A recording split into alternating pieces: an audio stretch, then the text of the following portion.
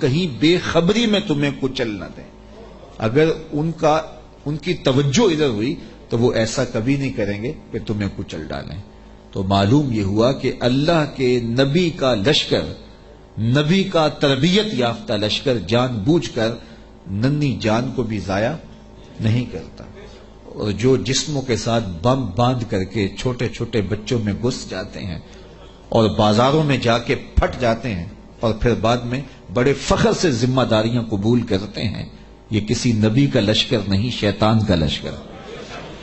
نبی کا تربیت یافتہ لشکر قرآن بتاتا ہے، یہ چیونٹی بھی جانتی تھی کہ نبی کی تعلیم اتنی واضح ہے اور نبی امن کا پیغمبر بھی ہوتا ہے، اس لیے کبھی ایسا نہیں ہو سکتا کہ نبی کا تربیت یافتہ لشکر ہو اور جان بوجھ کر کے ننھی جان کو بھی ضائع کرے. رسول کریم صلی اللہ علیہ وآلہ وسلم جب کوئی لشکر روانہ کرتے تو اسے حکم دیتے کہ بوڑھوں کو قتل نہیں کرو گے، بچوں کو قتل نہیں کرو گے، عورتوں کو قتل نہیں کرو گے، ان کے مذہبی رہنماؤں کو، پادریوں کو قتل نہیں کرو گے، ان کے عبادت خانے نہیں توڑو گے، فصلیں نہیں اجاڑو گے. یہ کافر جو تھے ان کافروں کے بچوں کو بھی قتل کرنے سے روک دیا گیا، کافروں کے بوڑھوں کو قتل کرنے سے بھی روک دیا گیا، اور جو کفار ہیں ان کی خواتین کے قتل سے بھی منع کر دیا گیا.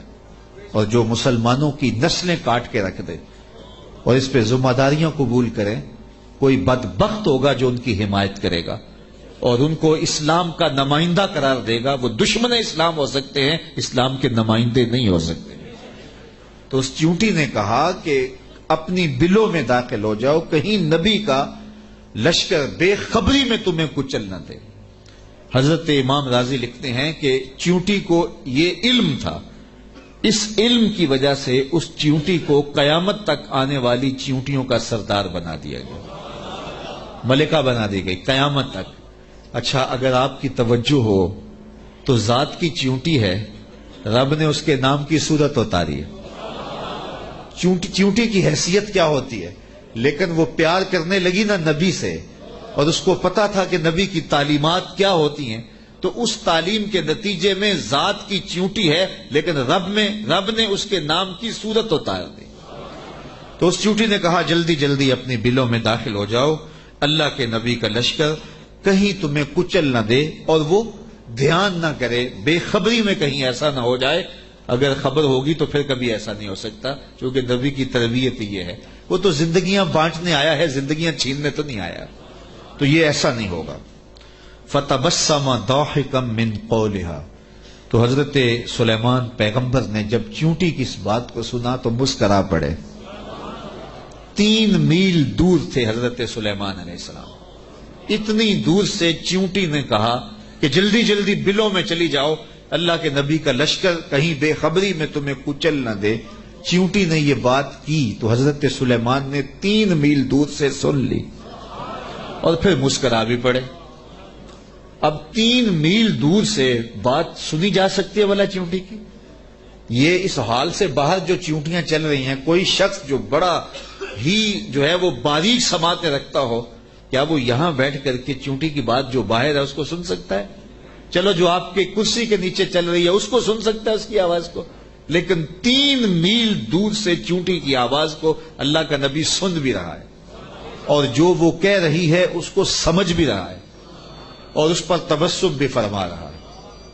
حضرات علماء فرماتے ہیں، جو تیوریات کے ماہرین ہیں، کہ چیونٹی کے منہ میں زبان نہیں ہوتی، پھر اس نے بات کیسے کر لی؟ ایک مہین سا وجود ہے تو اس کے منہ میں زبان نہیں ہوتی، دانت نہیں ہوتے، تو پھر بات کیسے کرتی ہے؟ اور حضرت سلیمان نے سن کیسے لی؟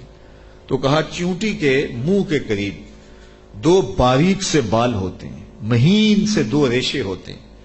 جب اس نے بات کرنی ہوتی ہے تو ان بالوں کو قریب کر کے رگڑتی ہے، اس رگڑنے سے جو آواز پیدا ہوتی ہے اس سے وہ اپنی ہمجولی کو کوئی میسج دے رہی ہوتی ہے. اللہ کے نبی کی شان یہ ہے کہ چیونٹی کے باریک اور مہین بالوں کے رگڑنے سے جو آواز پیدا ہوتی ہے 3 میل دور سے اس آواز کو سنتا بھی ہے، اور اس سے جو مفہوم نکلتا ہے اس کو سمجھتا بھی ہے. اور یہ اس نبی کی شان ہے جو ہاتھ باندھ کے مسجد اقصی میں تیرے نبی کے پیچھے کھڑا تھا. تو جب غلام کی